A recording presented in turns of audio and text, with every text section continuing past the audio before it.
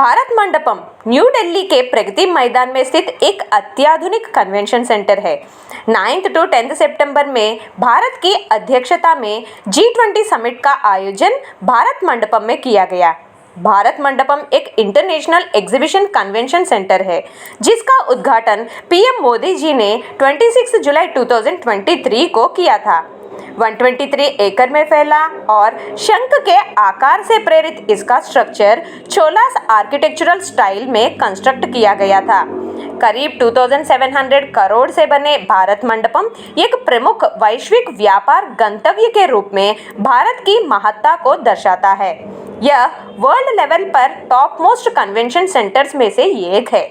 इसके वॉल्स और अग्रभाग भारत की पारंपरिक कला और संस्कृति के कई पहलुओं को दर्शाता है, जिसमें सूर्य शक्ति, शून्य से इसरो तक, योगा पोस्चर्स, पंचमहाभूत, ब्रह्मांड के मूलभूत तत्व शामिल है।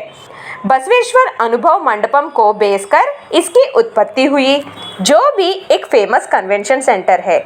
इसमें एक कन्वेंशन सेंटर, एग्जीबिशन हॉल और एक एम्फी थिएटर सहित कई एडवांस्ड फैसिलिटीज है। ये भारत मंडपम में 5G network 10 Gbps high speed में काम करता है।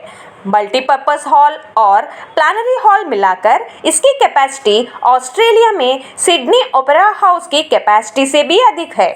भारत मंडपम के सामने 27 फीट के नटराज का एक 18 टन का आइडॉल है, जिसे अष्टधातु से बनाया गया है।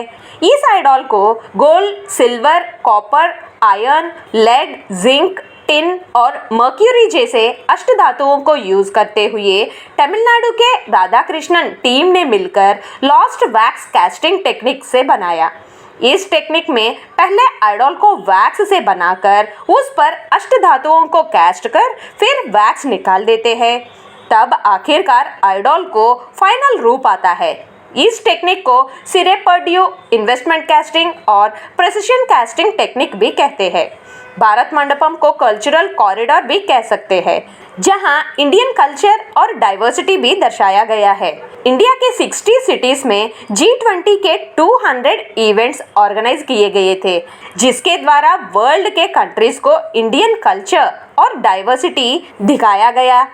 G20 समिट के दौरान भारत मंडपम में इंडिया और G20 इनवाइटीज सहित 29 कंट्रीज के विविध परंपराओं को भी यहाँ एग्जिबिट किया गया, जिसमें फिजिकल और वर्चुअल एग्जीबिशंस शामिल है। See you again with a new topic in Global Encyclopedia. Till then, take care and have a nice day.